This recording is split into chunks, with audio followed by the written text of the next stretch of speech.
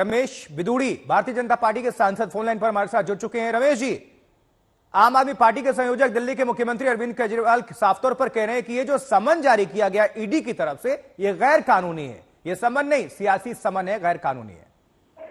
देखो, केजरीवाल साहब सीधी दिल्ली खंबा नोचे जैसी स्थिति कर रहे हैं। आप केजरीवाल से पूछिए कि आप ही कहते थे ना, जिस पर डाउट हो उसकी जांच होनी चाहिए, नंबर 1। नंबर 2, कानून डॉक्टर भीमराव अंबेडकर का है, एडवोकेट बहुत हैं, जजेज हैं, और सब अदालत में कानून को देखते हैं कौन सा कानून गलत है, कौन सा ठीक है। केजरीवाल जो कहेगा वो कानून नहीं होता। केजरीवाल ने तो कहा था, मेरे 2 बच्चों की कसम, कांग्रेस के साथ कभी नहीं जाऊंगा। वो कांग्रेस की गोदी में खेल रहा है। तो केजरीवाल की कोई जवान में क्रेडिबिलिटी रही नहीं है। मैं पूछना चाहता हूँ केजरीवाल साहब से, अगर आपके मन में चोर नहीं है, आप गलत नहीं है, तो क्यों घबरा रहे हैं आप? ईडी पूछताछ करेगी, ईडी में लगेगा कि उन लोगों ने आपका गलत नाम लिया है और आप साक्ष्य दोगे तो ईडी आपको विटनेस बना लेगी। आप पहले से पहले क्यों कह रहे हैं? क्योंकि मालूम है केजरीवाल ने टेलीफोन करके कहा शराब घोटाले में कि मेरे आदमी है, इनको ये कॉन्टेक्ट दे दीजिए। आप ये जानते हैं केजरीवाल साहब, वो सब चीजों को बड़ी प्रकार से जानते हैं। इसीलिए बार-बार वो तो ये भी कह रहे हैं, तीन पहलुओं पर वो बात कर रहे हैं। कह रहे हैं कि मुझे चुनाव प्रचार से, लोकसभा चुनाव से रोका जा रहा है, इसलिए ईडी की तरफ से करवाया जा रहा है, भारतीय जनता पार्टी इसके पीछे। दूसरी बात ये कह रहे हैं कि अगर घोटाला हुआ होता, अगर कुछ होता तो साक्ष्य होता, सबूत होता, वो पैसे कहां हैं? साक्ष्य जो अदालत में दिखाई जाती है, साक्ष्य ईडी, इनको साक्ष्य है तभी तो जारी है। ईडी के ऊपर अदालतें बैठी है ना। इस देश में सर्वोपरि कोई नहीं है, गलतफहमी का शिकार ये जनता नहीं है। इसीलिए मैं केजरीवाल साहब से पूछना चाहता हूं, और आप अच्छी प्रकार जानते हैं कि देश में हर वर्ष चुनाव होते हैं, हर वर्ष चुनाव होते हैं 5 साल देश में। और अब अगर कोई क्रिमिनल क्राइम करेगा तो क्रिमिनल की सूटेबिलिटी के अनुसार समन हो गया या सजा दी जाएगी क्या? ये तो जंगल राज हो जाएगा देश के अंदर। तो मैं पूछना चाहता हूं, ये जो केजरीवाल साहब और उनकी मंडली चुनाव से रोका जा रहा है, आप एक दिन ईडी में जाते, ईडी में जाके जवाब दे देते, तो चुनाव तो भी 4 महीने अप्रैल में चुनाव होने हैं, चुनाव आज नहीं होने हैं। इसीलिए केजरीवाल साहब, बकरे की मां कब तक खैर बनाएगी? कब तक कानून से भागोगे?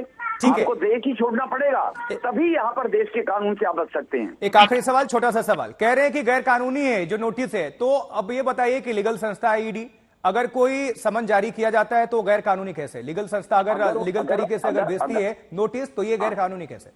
अगर ये गैर कानूनी है तो कोर्ट में स्टे ले जाके, वकील होंगे बड़े बड़े आपके, है ना, आपके रफूकर होंगे। अगर कोई चीज इलीगल है, अवैध है, तो लोअर कोर्ट है, हाई कोर्ट है, सुप्रीम कोर्ट है, सारी अदालतें हैं ना।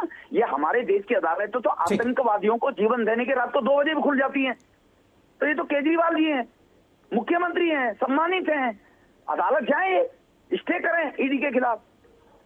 ठीक है रमेश जी, ठीक है ना जी, ठीक है। रमेश बिदूड़ी साहब बीजेपी के सांसद अपना पक्ष रख रहे थे, अपनी पार्टी की बात रख रहे थे, उनका स्टैंड रख रहे थे। चलिए, बहुत बहुत शुक्रिया हमसे जुड़ने के लिए और बातचीत करने के लिए। अब पंकज जैन का रुख करेंगे हमारे साथ। हमारे संवाददाता लगातार इस खबर पर नजर बनाए हुए, जुड़े हुए हैं। पंकज, अब आगे क्या देखते हैं आप? ये जो लड़ाई है कितनी आगे बढ़ेगी? 2024 चुनाव में अभी वक्त है, लेकिन चुनाव तक आपको लगता है कि ये और ज्यादा बढ़ेगा, ये पेंच और फंसेगा और केजरीवाल के लिए मुश्किलें कहीं ना कहीं और बढ़ रही है? देखिए, बिल्कुल भाजपा और आम आदमी पार्टी के बीच जिस तरह से बयानबाजी चल रही है, दिल्ली का तापमान भले लगातार गिर रहा हो, लेकिन राजनीतिक पारा जो है वो हाई है। और यही वजह है कि अब से कुछ देर में जो हमें मैसेज प्राप्त हुआ है कि आम आदमी पार्टी 12:20 पर एक और प्रेस कॉन्फ्रेंस करने वाली है। और इस प्रेस कॉन्फ्रेंस में जो भाजपा तमाम सवाल खड़े कर रही है, भाजपा जो आरोप लगा रही है, उसके जवाब देगी। और रही बात अरविंद केजरीवाल के प्रेस कॉन्फ्रेंस की, जैसा कि हम लगातार आपको बता रहे थे कि अरविंद केजरीवाल ने भूमिका जो है वो पहले ही तैयार कर ली थी। जिस तरह से उन्हें आने वाले दिनों में लोकसभा चुनाव की तैयारी करनी है और साथ ही साथ कानूनी रूप से वो अपनी लड़ाई को मजबूत कर रहे हैं। तो अब चौथे समन की जब बात हो रही है ईडी द्वारा अरविंद केजरीवाल को भेजने की, तो ये देखना होगा कि उनकी रणनीति क्या होती है। वहीं अरविंद केजरीवाल आम लोगों से सपोर्ट मांग रहे हैं, तो जाहिर है ये जो कहीं ना कहीं प्लान है इस तरफ इशारा करता है कि अरविंद केजरीवाल आने वाले दिनों में सीधे तौर पर जनता के बीच में जाएंगे, वहां भी अपील करेंगे। आप जुड़े रहिए, बने रहिए हमारे साथ, फौरन आपका रुख करेंगे।